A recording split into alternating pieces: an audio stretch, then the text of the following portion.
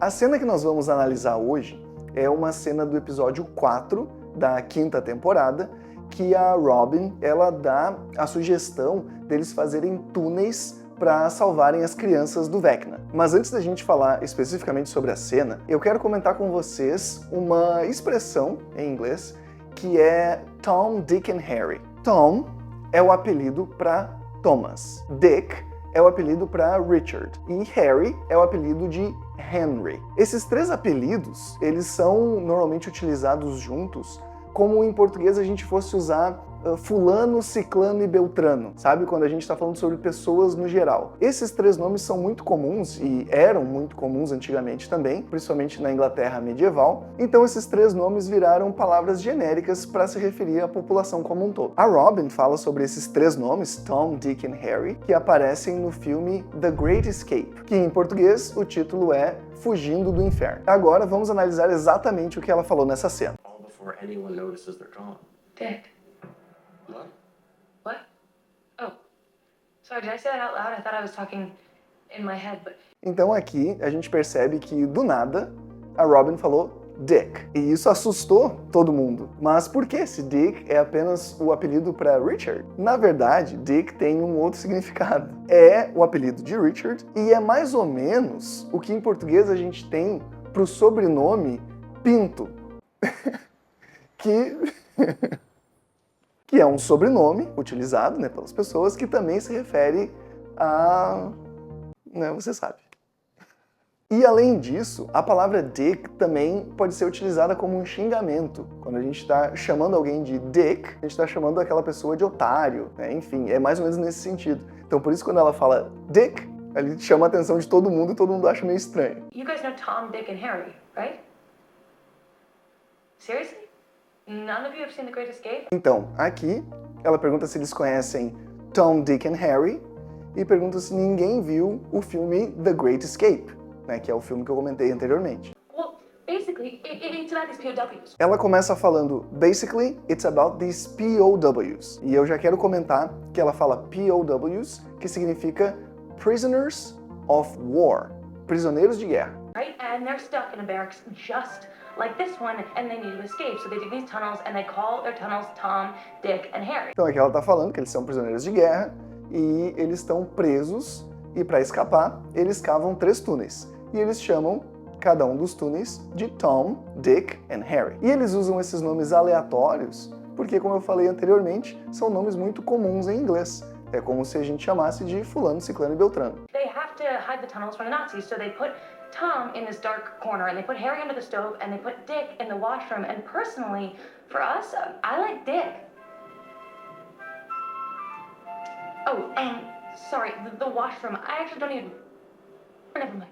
Então, ela explicou como que eles fizeram para esconder os túneis dos nazistas. Então, eles colocaram o Tom num canto escuro, o Harry embaixo do fogão e o Dick eles colocaram no banheiro. E ela falou, e eu particularmente, para nós, eu prefiro Dick. E todo mundo reage daquela forma, olhando para ela, porque a frase dela ficou com duplo sentido. E por isso que ela se retrata, ela fala the washroom, o banheiro. E daí ela vai completar Eu nem gosto, né?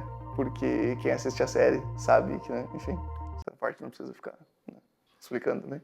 Agora nós vamos analisar essa mesma cena em português e vocês vão ver que eles não traduziram literalmente, eles tiveram que fazer uma baita adaptação para manter a mesma piada de duplo sentido. Na dublagem em português desse filme, Fugindo do Inferno, eles mantiveram os mesmos nomes dos túneis, Tom, Dick e Harry, assim como no inglês. Então, se eles só trouxessem essa citação da mesma forma que foi falado em inglês na série, não faria o menor sentido, porque a palavra Dick em português não significa nada. Então, para aquela situação toda daquela cena poder fazer sentido em português, eles tiveram que adaptar totalmente as palavras para manter o contexto. Tudo isso antes que alguém dê falta delas.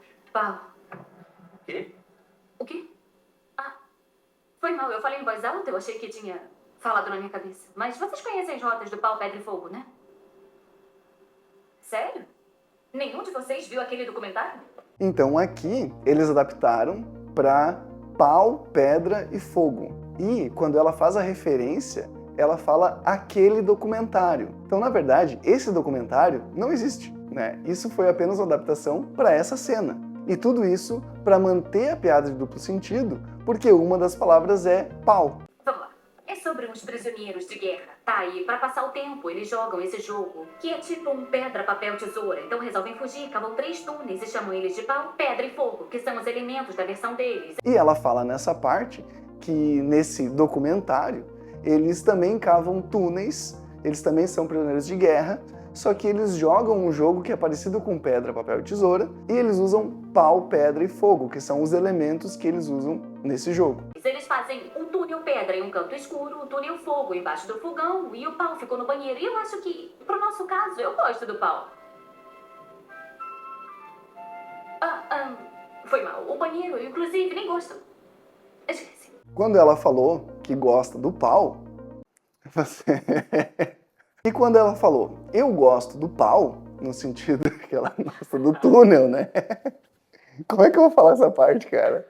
E quando ela fala que ela, no nosso caso, gosta do pau, no sentido que ela gosta desse túnel, todo mundo ali na cena teve uma reação de estranhamento. Agora, imagine você se eles tivessem somente trazido as mesmas palavras do inglês para o português. Essas reações não iam fazer sentido. Então, na tradução, eles tiveram que adaptar toda a situação para o contexto fazer sentido. Então, eu quis trazer a análise dessa cena, tanto em português quanto em inglês, para a gente comparar e vocês verem que a tradução em português de um filme ou uma série, ela nem sempre é literalmente a tradução do que foi falado em português.